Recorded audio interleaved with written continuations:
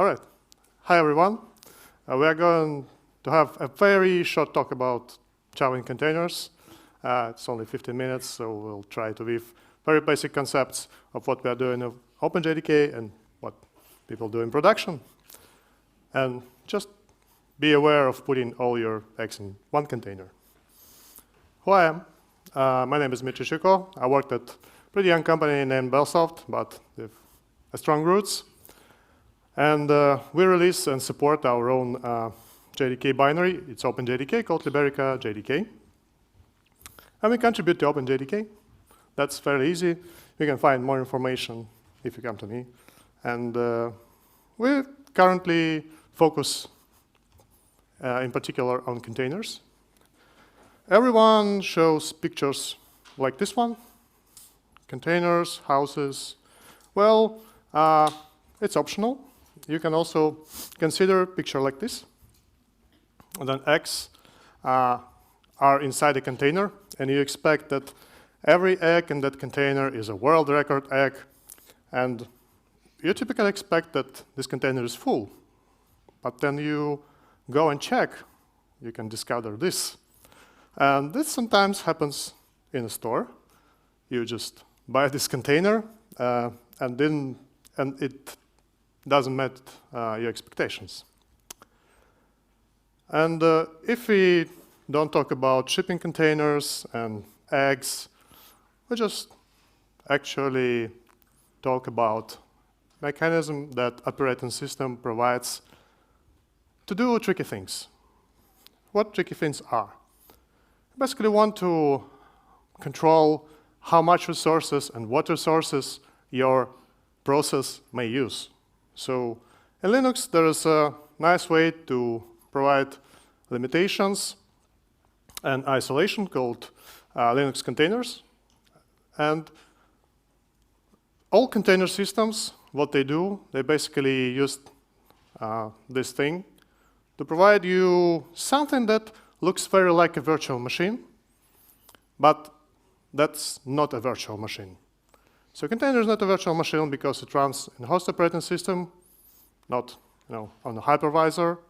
And container management system uses operating system things and provides you, well, nice user configuration to do that. How to specify resources, how to start a process with that limitations, maybe do additional things, configure, orchestrate, anything, right? Like Docker. And what happens then we put an arbitrary process in a container? What's the problem? No problem. It just doesn't care, right? You take a program, you run it in a container, and then anything can happen because this environment may be a bit different. This program may decide that, okay, I'm here alone. Limitations, I know nothing about that limitations because a process in a container, in fact, sees all the resources, all hardware resources of the machine it's running in. So, well, I'm here, that's my machine, my iron, I will run as I'm alone, but you have plenty of such containers side by side. It's a problem. And, well, if you imagine a small application, what would typically be a small application in our Java world? This one, right? We run hello world, it prints hello, exits, it's few lines of code, nothing complex, right? Except this part. Because even if we run hello world, we involve all JVM things in our execution. And JVM is a complex beast. It's a machine that does garbage collection even if you run hello world. It does JIT compilation if you run hello world, or interpretation, or whatever, right?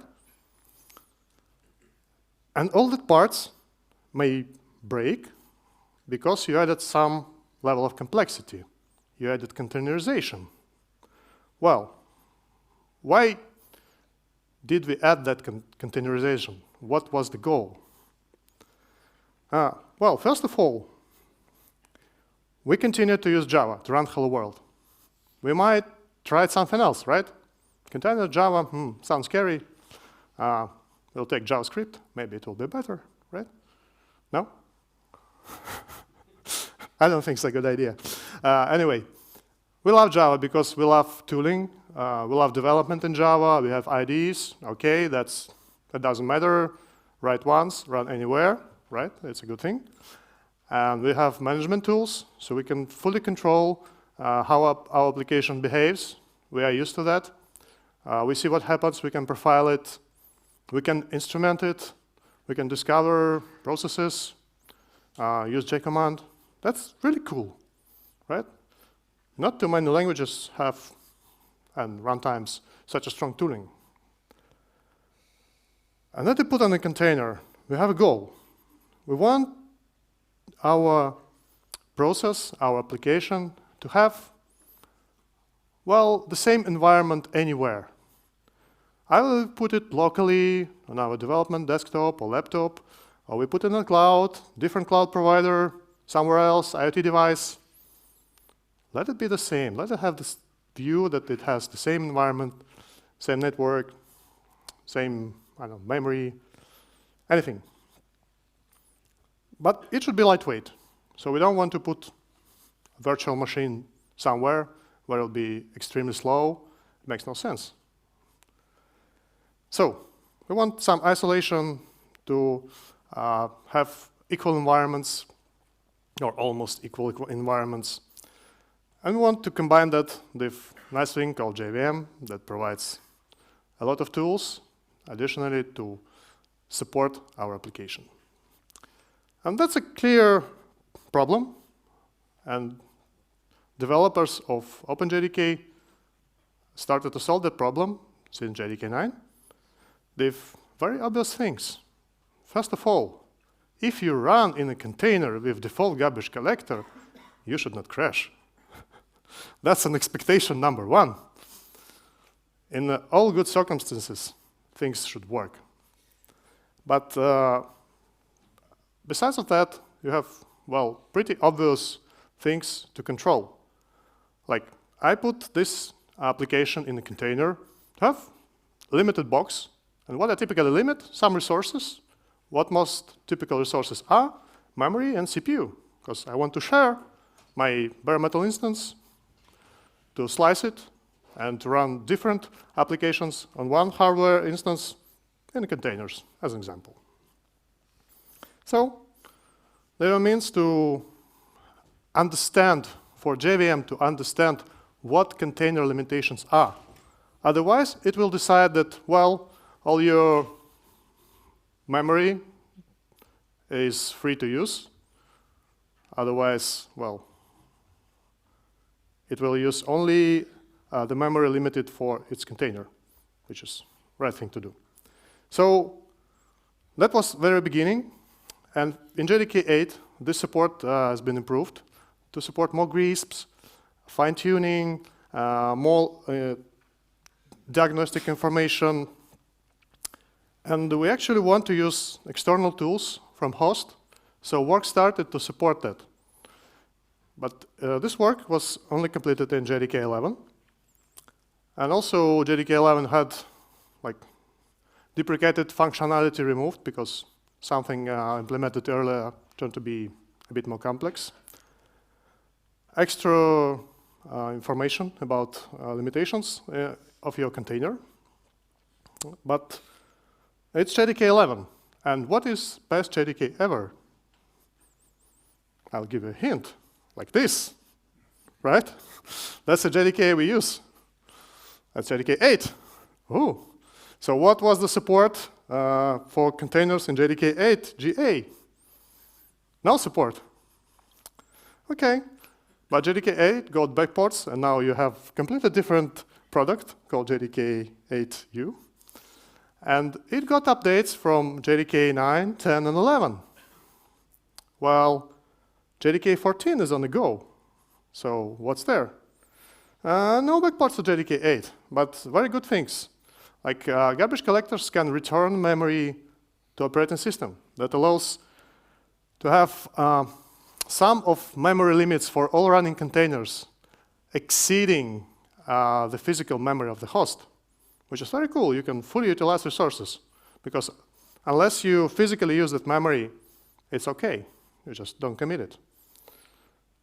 And that was implemented for default garbage collector in JDK 12, which is really nice. What do we need beyond that?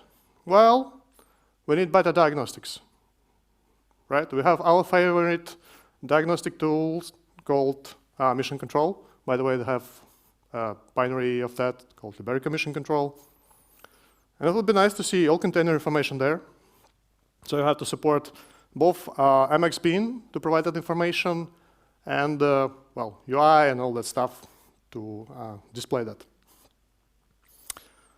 It also would be good to have better performance to support fine-grained tuning of your containers on NUMA systems, which will improve your throughput and latency.